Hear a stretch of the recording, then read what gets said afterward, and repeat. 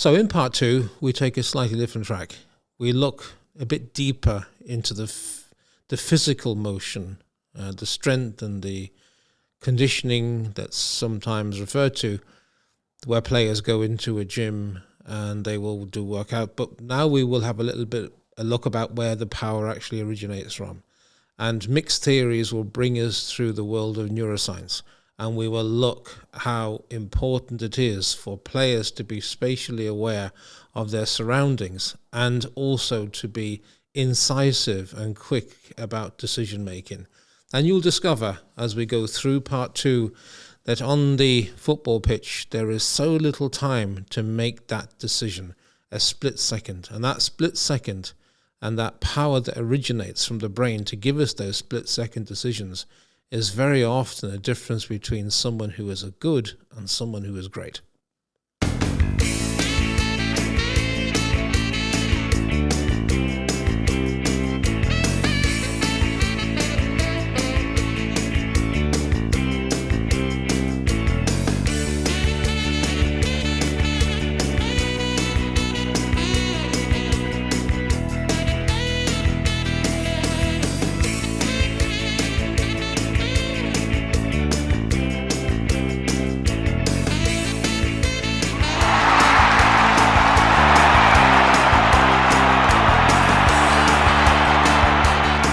Okay, so Mick, good to see you again. Good to see you again. Part two of our session, as we move from the body to the brain. We touched a bit on it yesterday about the importance of the brain as the source of power. Yeah. This is a fascinating element of what you do because, okay, so we have to have an athlete that is able to kick the ball, pass the ball, run onto the ball, and to know spatially where they should be. But this is the element now we're going to look at today, what the brain does, and how it recognizes this aspect outside of the body, if you like, but at the same time controls the body. Absolutely, controls everything. Yeah. So we're going to take a bit of a dive into neural networks, as they are in the body, and how the triggers from the brain, the signals that pass down into the axons, and how that they control the muscles and how the body reacts as a whole. Okay. Yeah. So, Mick, I want to start first of all this whole idea of power, and we touched on it yesterday. Power being, if you like, the nexus of everything that you do, all around power. And I made the mistake of saying strength and conditioning, and without thinking, not realizing, of course, that's not what this is about. No. This is about so much more on a far deeper level, in fact, than strength and conditioning, because strength and conditioning use a series of metrics in isolation. They don't really stitch them together for the footballer and the individual needs of a specific footballer. And we spoke yesterday of the diversity that you can get in terms of someone who is a genius. And we looked at Ronaldo, one set of requirements, and Paul Scholes, another set of requirements, both arguably amongst the best in the world in their positions. Yeah. So let's bring it down to basics, Mick. Where you started life in a power station, and this whole idea of how a power station works in simple terms, of course. Yeah. And how those connected processes together give us the 240 volts that powers the... So Mick, tell me about the power station. Yeah, okay, so the power station means a lot to me because I lived from 2 years old overlooking a power station, Artshead Power Station near Manchester. And basically my dad did the first part of what the power station does to create power. He was actually a coalman. Now, there's a little diagram there, I don't know if you can see it properly, but basically you've got a chain grate with coal on it, and that set alight. Now above that is a boiler. We all know about boilers, don't we, and kettles and things like that. So basically you've got a boiler above it, and that heat rises up. There's water in the boiler, but also a lot of pipes. Now, as the water boils, it becomes steam. And the steam is pushed through a turbine. The turbine starts to spin, which then spins the generator, which is where the electricity is created. So from the electricity being created in the generator, it is then taken over to the transformer to get, like you said, 240 volts. There's lots of changes in voltages from a power station into the home. But basically, from that transformer then, the electric comes into the home or into the workplace, and there's your power for all the tools that you can plug into, you know, kettles and computers and washing machines and all these different things. So that's where the power comes from, this central source. And I studied that from being 2-3 years old, and daft as it sounds, but I used to go around with my dad, you know, when I was young. And then I started to do training for athletes, and I saw where the parallels were. I was an electrical fitter up until I was 30, but during that time I did a lot of work on guitar playing and also sport, and then having children. So I got a general idea of various things that all sort of connected together. So the power station gave me real understanding when I started to look into the brain and how it works and how it can be utilised at its best to be able to help people become top athletes. I'm an athletics coach, I'm a weightlifting coach, I'm a football coach, blah, blah, blah. And you can see the parallels when you look at the brain, how we can utilise different aspects to make sure that we get the best out of the player.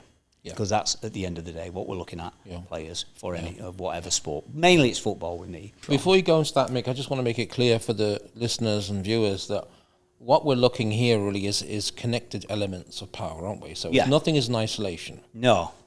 So even from the point of view, we start where the raw material comes in as the coal. It has to go through the process of burning and providing fuel or energy, if you like, for the water to produce the steam, which then goes into the turbine that spins. And of course, anyone from basic physics know that if you spin a motor, you'll generate electricity. And then let's forget about the stages then to convert it down to 240 volt. That's fine, because it'll come in as high tension, probably electricity before it hits the transformer. So anyway, but the point being that we are looking at a lot of individual blocks or units that have to be stitched together, but do have a basic starting point, you know? So in the case of the power station, we have to have the coal to go into the furnace to produce the heat. And that could possibly be looked at the basic unit, that nothing will happen unless that's there. Unless there's energy there, that's right. Yeah, that's right. So this is a lot like your approach that we're going to now discuss a little bit about the neural activities and how these can be developed and trained, if you like, in the brain, where the power source actually is, you know? Exactly. So can you tell us a little bit then about your idea of how the neurons can be trained, can be bunched together to produce a far greater effect, because one neuron on its own is not going to fire enough power to make things happen. So take us now. So now that we have the analogy of the power plant, let's have a look at how that matches now with your thinking about how the brain can be the first starting point. Right, okay, so if we look at the brain, I mean, I started researching on the brain and thinking about different people and how they use their brains. And then I went to a neuroscientist in Montreal University and spent some time with him and looked at various different types of technologies that can increase brain activity and give us more output than usual. And from years of studying and using different equipment, I realised that you need a very basic model of what you're trying to work with so that the athlete understands what you're trying to do. If the athlete understands, then he can focus much better on utilising the ideas and the understanding of the model to actually work into the specifics of training to be a footballer. So this is for power development through brain development, okay? So we're going to be looking at axons, neurons, and thought and action. So we'll start with neurons as a simple model. Take a neuron in the brain, and it's attached to a muscle fibre that acts on a joint. Now, when the muscle fibre is contracted by the action from the neuron, demanded by the thought of the mind, of course, the contracted muscle fibre moves the joint, which then moves the frame. Yeah. Okay. So if you take that little bit, we need to cause movement in that skeletal frame by that neuron firing down the message to the muscle fibre that then acts on the joint, and then we get some movement. So that's a basic model that we would use for an athlete to understand, so we can really start to work on. So really what we're emphasizing is the connection between the brain. Well, there's a biological connection for sure, but there's also, if you like, an emotional connection between what goes on in the brain and how it translates then to the athlete's movement. And that's really the essence of what you're trying to get across. Yeah, exactly. Yeah. Okay. So the next stage, the next little model we're going to do, well, if we look at the, if you take one neuron contracting, it would have very little impact on the frame, because the frame is heavy and the output of one muscle fibre is low. So the brain, via thought, of course, you have to activate more neurons so that you connect to more muscle fibres that then act with movement, and then the collective forces cause the frame to be able to move. And you learn to do that right from being a baby without any scientific knowledge. So you learn to use the right amount of muscle fibres that are connected via the neurons in the brain to get the movement that you want at the speed, strength, etc. Right. So that's the basic neuron idea. But now we're not going to look at axons. Axons are a very, very important part of this model.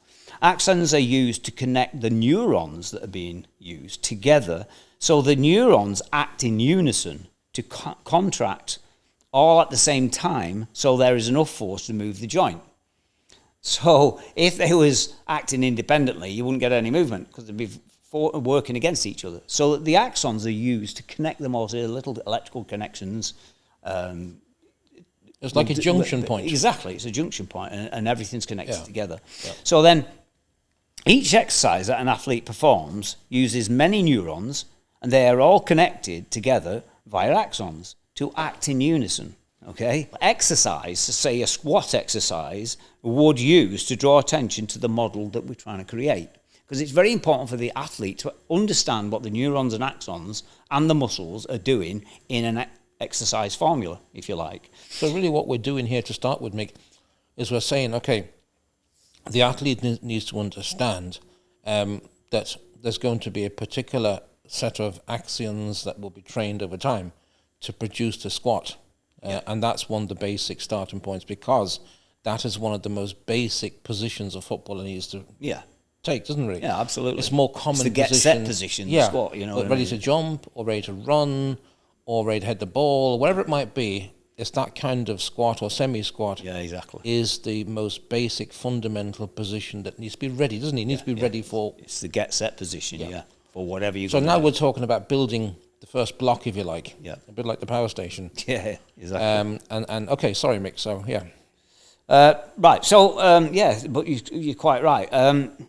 With this, if we look at exercises, then we will then allow an understanding of what is happening for the athlete, so he can maximise his training and get good results, because he knows and understands, and we can start to work with the process. Now, the process has to be explained, and that's what I'm going to try and do here for you. Now, the principle is learn an exercise. We'll say the squat. Creating neural pathways, connecting muscle fibres attached to joints. Do this exercise regular, like we all do. Everybody's doing it, you know, these things. They're very important. Do this exercise regularly. The pathways allow more neurons to be recruited, more efficient messaging via the axons. Repetition creates conditions to work faster, more balanced, and more power and efficiency in that movement. Right. To improve an athlete further, it is important to work from specific exercise and transition efficiently into another exercise. So you take one specific exercise that's to do with football, and then you have to transition into another specific exercise that's specific to football. And doing lots of exercises that have nothing to do with football are not very efficient at all. In fact, they burn a lot of energy off. They take a lot of your resources and waste it. We don't want to waste any resources that a footballer needs, because he's playing at top level 90 minutes. There's a lot of movement going on. And so we want to conserve as much energy by doing all the right things. So we focus on what's needed and what's important. Exactly. Basically. I think there's too much focus these days on doing exercise that have nothing to do with playing football. Yeah. And it's very, very wasteful. I know we were talking earlier about lifting weights. I mean, how is that going to help you, apart from giving you some upper body strength, which you don't need so much of, right? It bulks you up and stops you jumping, perhaps. Well, these things do go on unless they're very specific. The loading that is required, the capacity to endure the different movements is so important, and it's all part of the mathematical problem that you've got to sort out and get it right. Yeah, so the coach needs to be able to select the exercise that are most relate to the actions that take place in playing the particular sport. When he has decided on the particular exercises, they are worked on in isolation first, okay, and to perfect that exercise form, but also creating the neural pathways that are efficient along with the axon responses to allow the unified actions to take place from the specific exercise. But also through transition, and this is what's very, very important now, the transition to the next exercise. So I see lots of exercises done in football, for football, that's one exercise, and they absolutely murder it. I'll say murder it, because they very often do too heavy a weight, especially when it comes to strength and conditioning, or they might do too many repetitions, which then burning energy that's not necessarily required. So you've got to be very careful how to select your exercises. And I don't think there's enough care and thought on the selection of the exercises and the loading that's put upon the body, because we want to play football. Yeah. We don't want to play something else. Okay. Yeah. So what we're looking at then is ultimately creating drills, groups of exercises, and working with the transitional axons from one exercise to another in a very efficient manner, and then produce very specific groups of exercises that are going to give you really good output for when you finish your training that is specific to football. I think a lot of what's going on at the moment that I've seen over the years is not football related, and a lot of time you're wasting a lot of your time. And football is a very, very advanced sport compared to most other sports. It's so different. There's so many different things you've got to do in football. There's so many things you need to be aware of. Spatially is exactly physically, isn't it? Yeah. The brain cognition, the ability to see and move and understand where other people are. It's a massive sport, so don't burn energy that's not wasted, and that's why we're looking into this in a very deep manner. I remember having a conversation with a professional footballer about a year back, and he says to me, when you're in the stands and you're looking down at the pitch, there is plenty room, but there's no room on the pitch. No. You have no time to think. Exactly. You just have to be able to react. Yeah. So if you look at football, how many different things you do within 5 minutes? How many different movements do you do? Yeah. So we want to make these very, very efficient, so you're not burning energy on things that are unnecessary. So we call the installation of one exercise at the moment, we call it, when you have an exercise and you add an exercise, we call it splicing. You splice one exercise to another, and then to another, and then to another. So they work very fluently from one to the other to the other. You don't do, my favourite is this heavy deadlifting, especially trap bar deadlifting, which has very, very little to do with football. They absolutely load the bar up as though they're going to, start swinging big hammers around and all the rest of it. But there's actually a 3-ounce ball that they're running around with. And they do far too much work on something very specific like that, and there's no movement onto anything else, which is not football at all. No. Whereas if you look at, say, weightlifting, Olympic weightlifting, you're going from a deadlift through into a high pull, through into a power clean, and then into the jerk, and then bringing the bar all the way back down again. But you see, strength and conditioning nowadays, what we do is have a platform, and we drop the bar from above our heads, or ever take it and drop it onto the floor, minimising the amount of different exercise that are needed movements to get it back down again that are useful. So we're doing a lot of work on something with too far much weight on, and then not doing exercises that move into other spaces that give you better athletic abilities. So we're looking at a chain of events, really, aren't we? Exactly. That have to be logically threaded together, and sometimes specifically molded to a particular type of player. Yeah, exactly. Each player is going to want different things. Yes. So if you really want to give them the best, I mean, that's what I tried to do over the years at United, all them different players, because they all wanted to be better. They all came to me and thought that I'd be able to help them, and I think I did in certain ways, you know what I mean? And that's why I was successful. And now it's trying to learn how to put all these different ideas onto a normal person who wants to get better at anything. But if somebody wants to really be at the best, I've got a lot more knowledge to be able to give them for them to be at the best, because you have to change your thinking. Yes. So that's so important. So when we're doing this on a regular basis, the transitional axons become very, very important, because you've got axons that work with the neurons to do a particular exercise, but then you've got to transverse to the next exercise. So these transitional axons are very, very important. We need to learn how to utilize them and get them working. Just to explain clearly now to the viewers and listeners that the transitional axons really, although this one has been spliced into another, as you said, so they almost become a bundle as well. So if you want to be able to do an explosive run directly from a squat, well, then you've got to do the squat first, and then you can connect it then to the next one. Now, in your mind, are these still distinct units, or are they merging now into one specific collection of transitional axioms? Yeah, they're merging into a flow. Okay. You know, it's not one exercise to another, because what you need to do is have it flowing. So if you want to change direction, say you're going in one direction, then you have to move into another direction. You need the flow, the really efficient flow movement. So, if you then got to do a jump, then it's all going to flow together. It's like a river flowing with that water going very, very efficiently down it. Yeah, as we've seen Ronaldo score in many different goals, like he'd start from a squat position, run into the position, maybe jump, head the ball into the back of the net, hopefully. So that really then becomes a packet, if you like, or a collection then for that specific activity that he's just undertaken. Yeah. And once you know and understand how we can train these things, we then go away from all traditional exercises that don't actually, do anything for football, may help you to be stronger in a certain way, but you need the strength for the thing that you're going to do, not strength to be able to, pull camels down the road. You need the strength to be able to perhaps hold somebody off as you're getting ready to move onto that ball and smash it into the back of the net. It's not, you don't need massive strength for that, which... but I can see this thing coming back in now, but, developing the brain and the power within the brain, if we want to call that, to create this energy.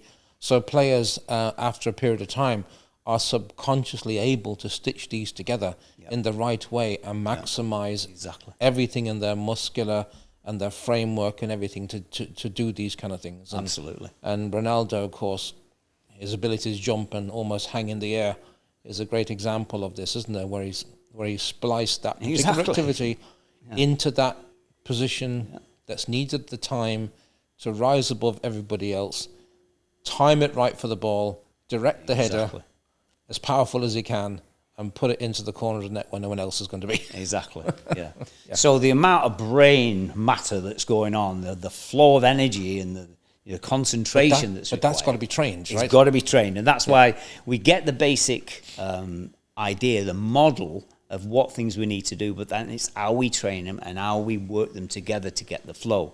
So with this very basic model of the brain working to achieve movement through the rest of the body, in the specific splice to the other specific, in the manner required for the athlete to train for his sport, that's so important. Yeah. The understanding for the athlete will achieve, if he understands properly, it will achieve a greater degree of concentration on what he's doing, because he knows what he's doing and why. When you get that greater concentration of the energy that you need for this process, and the energy is required in the brain, etc., in the body, to be able to do these movements, then the progress will accelerate, I can absolutely assure you. So one of the big things that's always driven me mad, watching coaching going on in gyms and stuff like that, is obviously in the normal gym where you just go to keep fit, You know, there's mirrors, there's music, and there's people chatting, there's even television and all that. And so people go to these gyms, and it's enjoyable. They enjoy meeting people and chatting and everything. But that's not what a professional footballer needs to be. It needs to be in an environment where there's no mirrors, so you're not looking at yourself. There's no phone. There's no television. There's no I like training with music. Well, forget it. You might like it, but it ain't doing you any good. What you need to be doing is training the specifics of each exercise to get them to flow into the next exercise to end up doing the most important thing. So we'll take the most important thing in scoring a goal, is to make sure that you can go from a squat to a lateral raise holding somebody off, to sprint, to change direction, and then smash the ball straight into the target where it's needed. Yeah. And we refer up there to those diagrams, haven't we? A, B, C, and D, where we have a diagrammatic representation of a simple axion with the neurons connected together. So can you talk us through what you're trying to achieve there between A to B? So we're looking at a transition then, we'll say, from A, which could be the basic squat, into B, which now gets to be a bit more connected and a little more complex. Yeah. So obviously you've got the neurons, and there's millions of them. There's not. I've put 7 or 8 down there. You know, to just show a basic model. So there's 7 or 8 on there, but it might be 7 or 8 million. Who knows? You know what I mean? But they are all the neurons connected to muscle fibers that are moving the joints, so the body moves. Right. But what you're going to do is from one exercise, like we say, from a basic squat into a jump. So the next exercise, you've got to have the connections between the neurons and the axons that are working on the one exercise to transfer then into the next exercise, because they will ultimately be different, but the transition axons are taking the messages over to connect then from them. Yeah.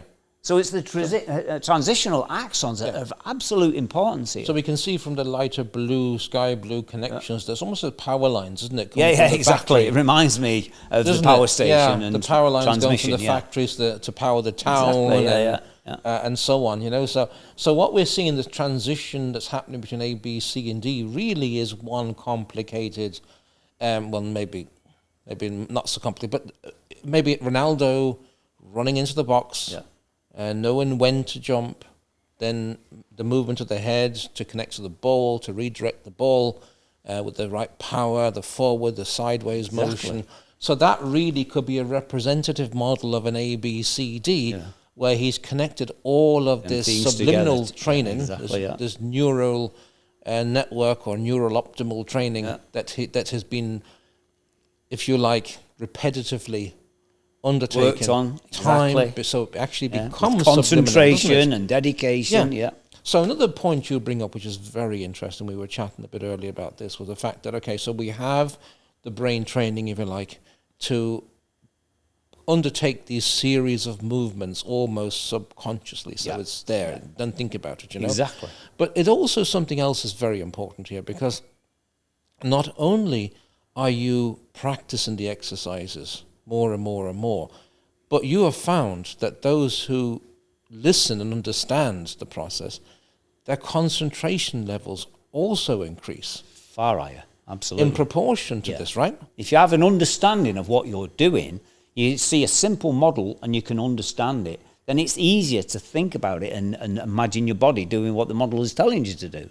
Once you've got that, you want to get rid of all these exterior things, noises. Background noise, isn't it? Background noise, exactly. So you really concentrate the mind. You filter it exactly, because you want to concentrate on this, not on all that that's out there. I see so many training sessions, and even football training itself, where lack of concentration and lack of ability is because of lack of concentration. So they can't pass the ball properly, they can't think of where to run next, because they've got all these exterior bad influences. You've got to get rid of them all. We see it in many games where the defender just doesn't spot the space around them. It's exploited, especially in the Premier League. You know? Even a square inch is exploited in the Premier League. Absolutely. Make one mistake and it's all over. That's right. You know? Now, another thing that you mentioned too, and I happen to agree with as well, that these diversions in the lab, in the gym. Yeah. Giant TV sets on the wall over there, mirrors.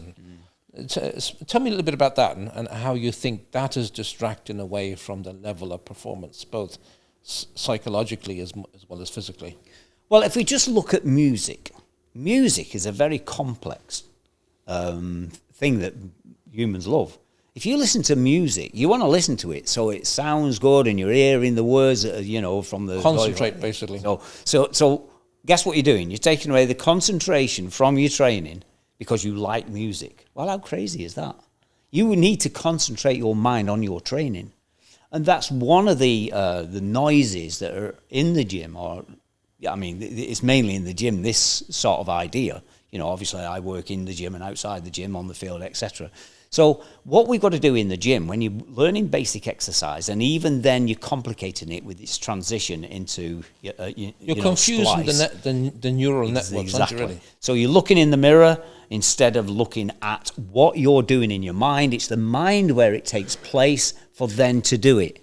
If you're looking in the mirror to look at yourself doing it, you're not looking in the right direction. You need to look in your mind of what's happening to the muscles, the tendons, the ligaments, the joints. Okay, and people focus far too much on looking at themselves. They have plenty of time to do that in the changing rooms. Mirrors are they're not required. I haven't had any in here for 10 years.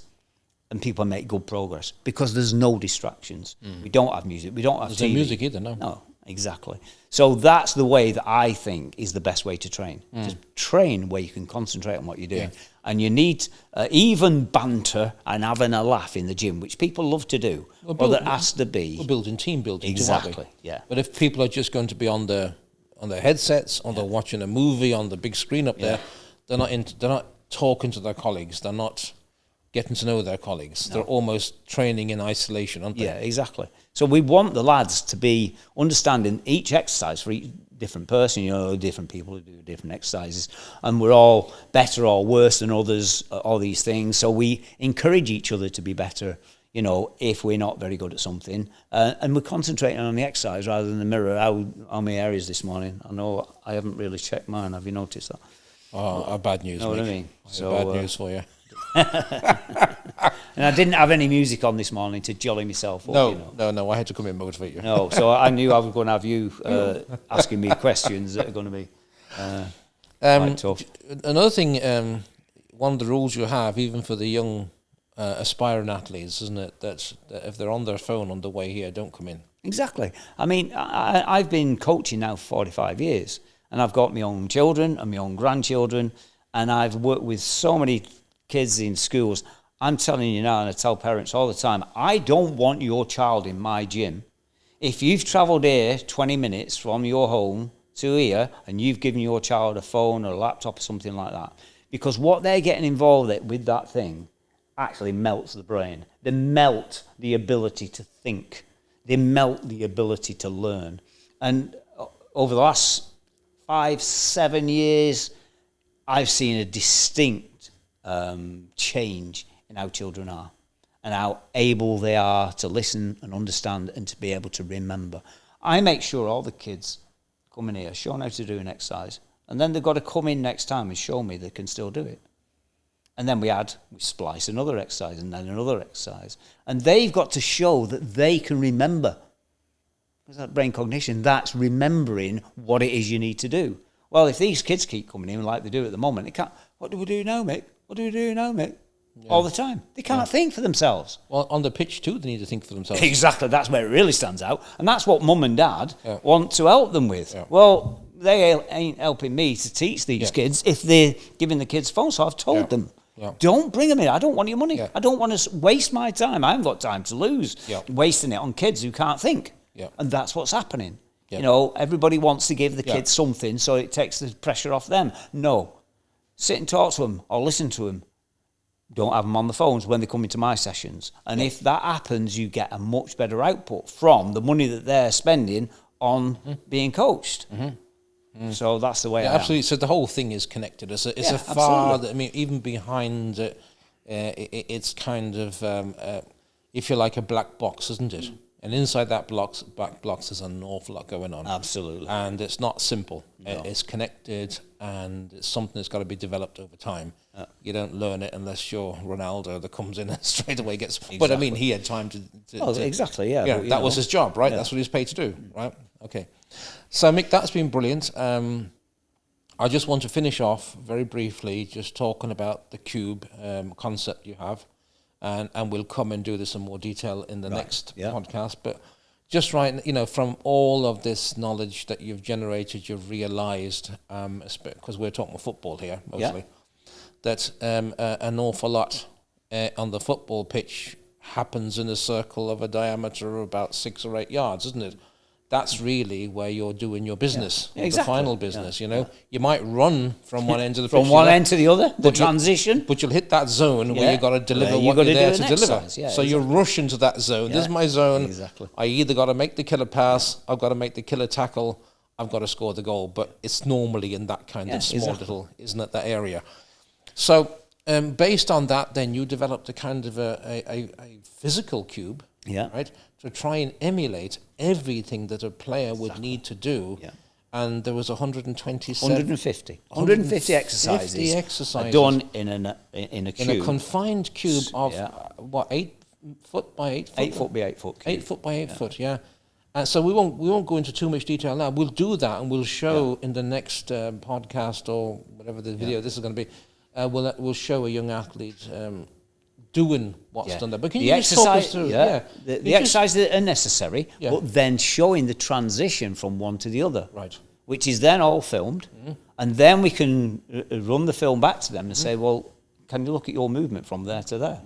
So within this cube then, there's 150 different exercises they can do, which emulates every possible combination on the football. Of what we need to do for playing football. Yeah. Okay. And then we need that transition between them so that you flow from one movement to another. So this really is the nexus, I suppose, or the actual axis where it all accumulates together. All the individual training that you've done in the gym, up and down. It's all them years from... And finally, when they get to the point where they have an understanding of it, this is where it gets knitted together. Yeah, exactly. So everything becomes second nature, basically. That's right. Okay. Well, we look forward to that, Mick. Well, I look forward to showing it here. All I can say is I'm not going in there. Well, first of all, it probably isn't big enough for me. That's true. We'll have to get you on a diet, won't we? A big diet, Exercise program, eh, Vincent? I think it needs more than that. Anyway, so thank you again, Mick. Great to see you, and we look forward to cracking on with the next episode. Great. Thanks very much for coming over. It's been brilliant.